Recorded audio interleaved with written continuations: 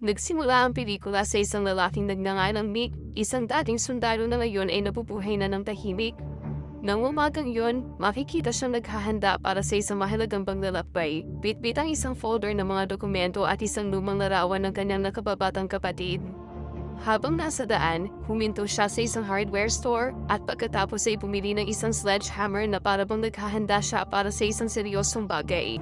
Hindi nagtagal, natapos ang kanyang paglalakbay sa harap ng isang lumang pabrika ng goma, isang sira-sirang gusali na bihira ng gamitin, ngunit may itinatagong isang madilim na sikreto sa loob.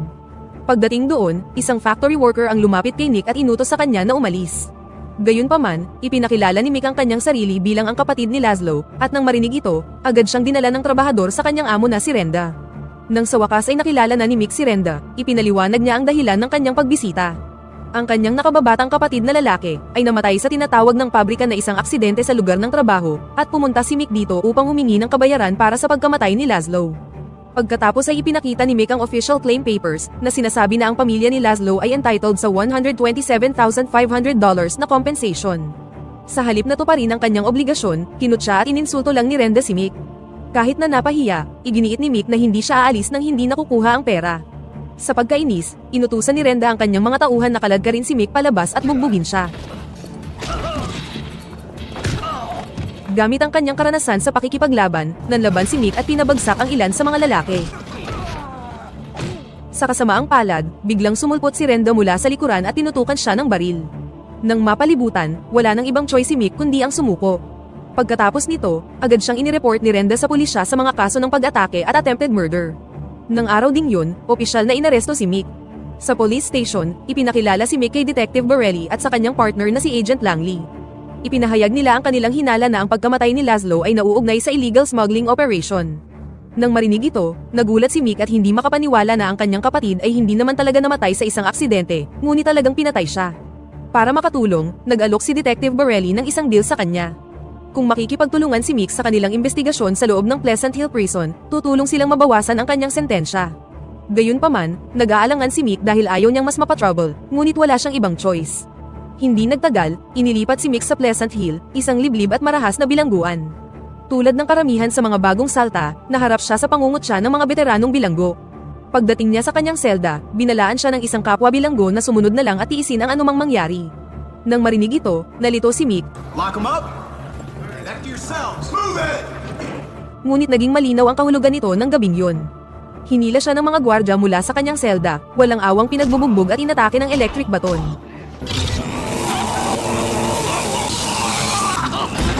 Ang kanyang mga pagsigaw ay umalingaw-ngaw sa bulwagan, ngunit tinawanan lang ito ng ibang mga bilanggo, naniniwalang ito ay isa lamang initiation para sa mga bagong salta.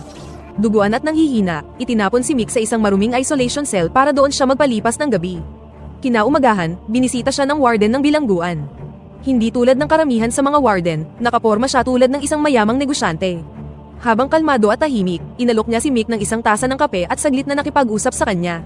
Ilang sandali pa, biglang nagbago ang tono ng kanyang boses, at sinabi kay Mick na sundin niya ang mga patakaran kung nais niyang maiwasan ang isa pang pambubugbog. Malinaw ang mensahe, ang kanyang mga salita ay hindi isang payo kundi isang pagbabanta. Pagkatapos makalaya sa isolation, sumama si Mick sa iba pang mga bilanggo para sa almusal.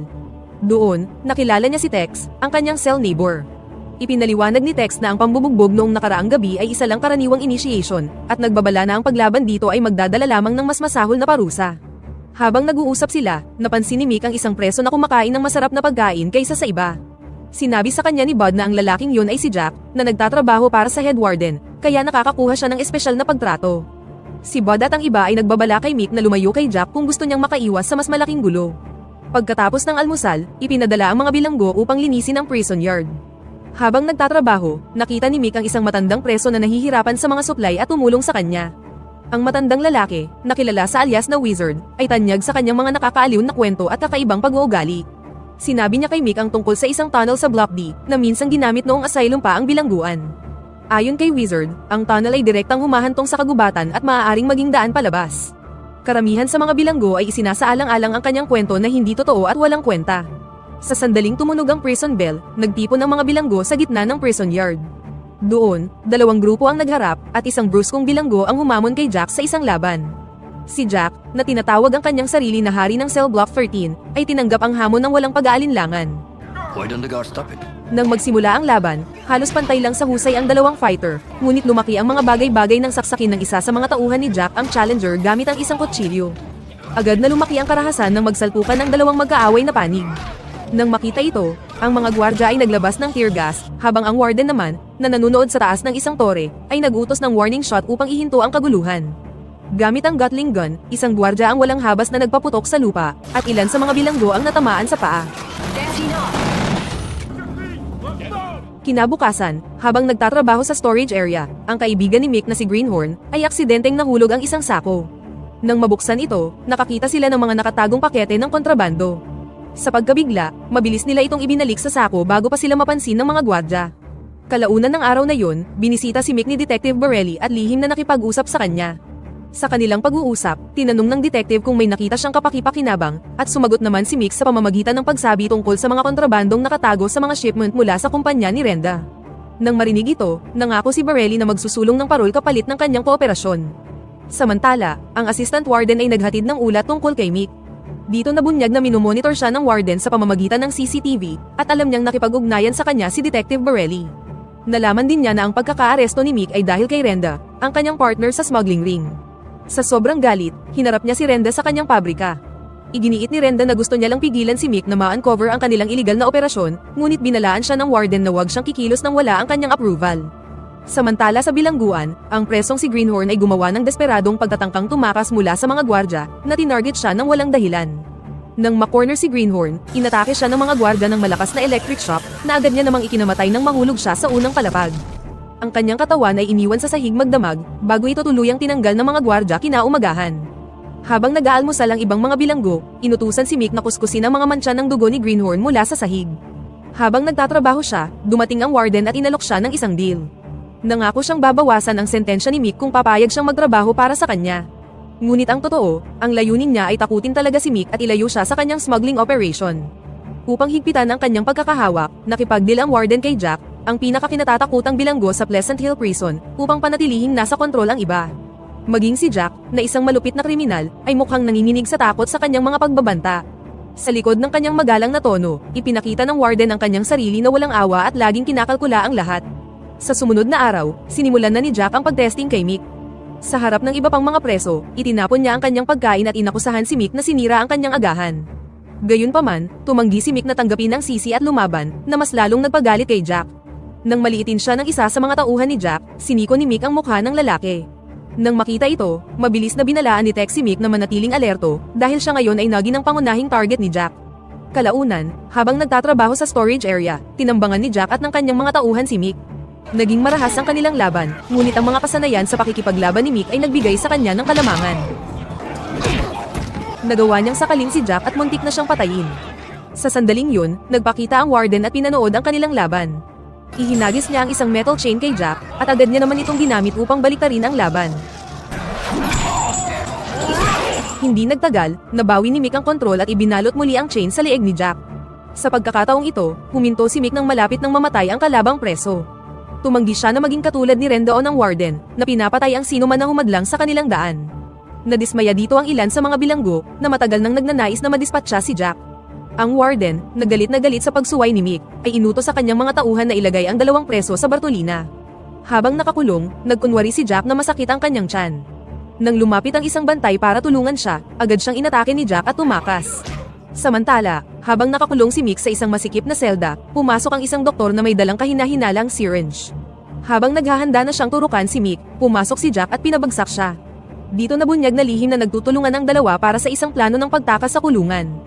Kasabay nito, ang ibang mga bilanggo ay nagsimulang magsagawa ng isang rebelyon laban sa mga gwardya. Nagtungo sina Mick at Jack sa kapilya ng bilangguan, umaasang makakahanap ng daan palabas. Pagdating doon, nakita nilang nakalock ang pinto at binabantayan ito ng isang gwardya. Napilitan silang makipaglaban, at sa huli ay natalo ang gwardya, bago kinuha ang kanyang susi. Nang mabuksan ang pinto, nagulat sila nang makita ang isang imbak ng mga armas, mga bala, at mga iligal na kagamitan na ginagamit ng mga gwardya upang mapanatili ang kontrol sa loob. Habang hinahalughog nila ang silid, isang grupo ng mga gwardya ang biglang pumasok, na nagdulot ng isang marahas na sagupaan. Matapang na nakipaglaban si Jack, hindi alintana ang mga nagliliparang bala para lang mapigilan sila. Samantala, kumakalat ang kaguluhan sa buong bilangguan. Nang makitang nadaignan ng mga bilanggo ang mga gwardya, nagpanik ang warden. Habang kasama ang kanyang assistant sa kanyang tabi, naghanap sila ng escape route palayo sa mga galit na preso. Sa kabila ng kanilang pagsusumikap na makatakas, natagpuan ng warden ang kanyang sarili na natrap sa gitna ng pag-aalsa. Desperadong mabuhay, iniwan niya ang kanyang assistant at isinakripisyo ito upang i-cover ang sarili niyang pagtakas. Sa ibang lugar, sumulong sina Mick at Jack, nakipaglaban sa mga nakakasalubong gwardya at maging sa doktor, na nabunyag na nakasurvive at muling sinubukang pigilan sila. Pagdating sa prison yard, hindi nila nailigtas ang wizard, na walang awang pinagbabaril ng mga gwardya. Nang makita ito, pumunta sila sa prison yard upang tumulong, kung saan isang pangkat ng SWAT ang naghihintay at walang awang nagpaulan ng bala sa lahat ng kanilang nakikita. Dahil dito, napilitan silang bumalik sa loob, kung saan pumasok sila sa isa pang wing ng bilangguan at nakakita ng dalawang magkahiwalay na daan. Para makatipid sa oras, nagpasya sila na maghiwalay. Nakapunta si Jack sa isang hidden door na patungo sa mismong tunnel na minsang inilarawan ni Wizard. Gayunpaman, bago pa niya maalerto si Nick tungkol dito, biglang nagpakita ang warden at sinubukan siya nitong patayin. Sa kabutihang palad, dumating si Mick sa tamang oras at binaril siya. Kahit sugatan, sinubukan pa rin ng warden ng isang huling tactics, kung saan nagsalita siya ng mahinahon sa pagtatangkang manipulahin si Mick at nagmakaawa para sa kanyang buhay. Gayunpaman, hindi ito gumana sa ating bida. Hindi nagpakita ng anumang awa si Mick at tinapos ang kanyang buhay sa loob ng parehong kulungan na pinamunuan niya ng may katiwalian at kalupitan. Habang niyayanig ng kanyang pagbagsak ang buong bilangguan, nakuha na ni Tex ang kontrol sa rebelyon.